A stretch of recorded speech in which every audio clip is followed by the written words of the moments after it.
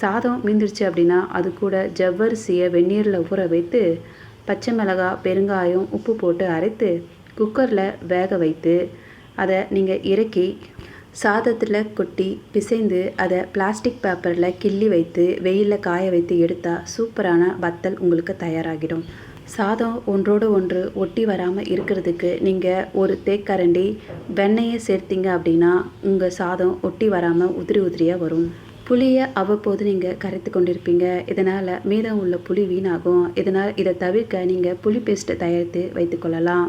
பூண்டை அப்பப்போ உரித்து கொண்டு இருந்தீங்கன்னா உங்களுக்கு டைம் வீணாகும். அதனால் பூண்டை தண்ணீரில் ஊற வைத்து எடுத்தீங்க அப்படின்னா நீங்கள் எளிதில் உரிக்கலாம்.